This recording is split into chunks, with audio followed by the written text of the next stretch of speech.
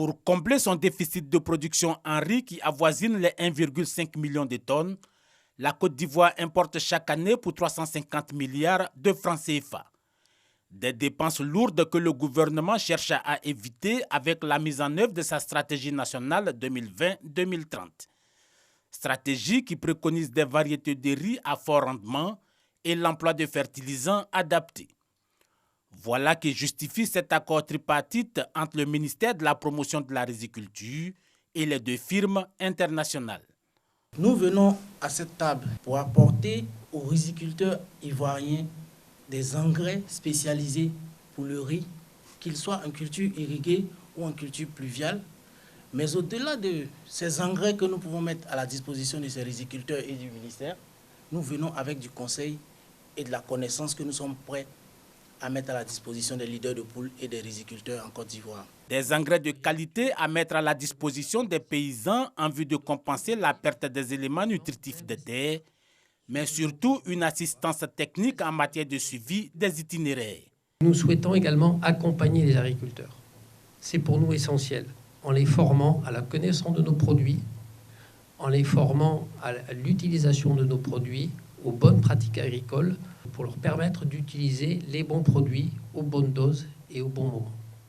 Cet acte de signature qui combine ces deux expertises signifie à terme un approvisionnement efficient en produits phytosanitaires et en intrants et une plus grande productivité des exploitations rizicoles. Ce partenariat devrait in fine entraîner des profits plus élevés, notamment pour les riziculteurs.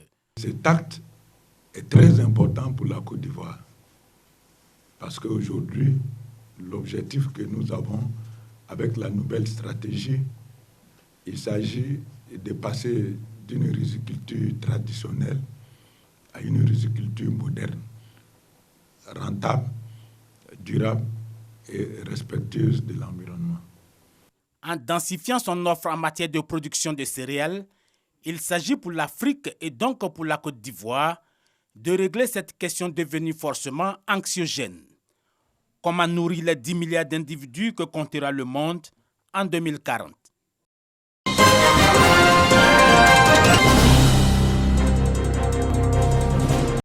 La Côte d'Ivoire partage 3600 km avec ses pays frontaliers.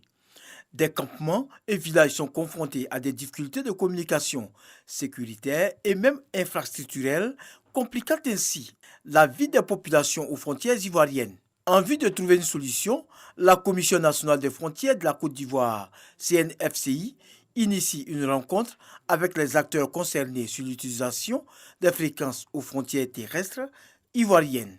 Les réseaux sont importants pour des questions de sécurité. Les questions de sécurité sont des questions très importantes. Vous savez que nous sommes dans une zone assez sensible aujourd'hui. Les différentes préoccupations sécuritaires sont signalées dans cette zone-là, surtout la zone nord. Nous sommes adossés à la bande sahélo-sahélienne.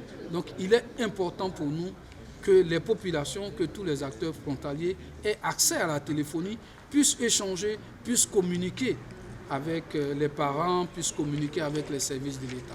Les représentants de l'Agence ivoirienne de gestion des fréquences IGF et l'Union nationale des entreprises de télécommunications, UNETEL, exhortent l'État à investir dans les infrastructures dans ces zones. Ils appellent également les pays frontaliers au respect des accords de puissance des signaux signés en avril 2018. Il faut des actions vraiment holistiques, donc mener des initiatives pour envoyer la population dans ces zones-là, pour que les populations soient nombreuses, pour que les opérateurs trouvent un intérêt à aller investir. Il faut des accompagnements de l'État. En accord avec l'État, nous faisons des plans de déploiement de ces zones en fonction de l'urbanisation et donc des données d'urbanisation que nous allons recevoir, des données économiques aussi que nous allons recevoir. Il y a des plans stratégiques qui seront mis en œuvre pour pallier les déficits qu'on peut observer. Le responsable de la CNFCI et les opérateurs de téléphonie ont convenu de se retrouver afin de trouver une solution définitive à la question de la communication aux frontières ivoiriennes dans les jours à venir.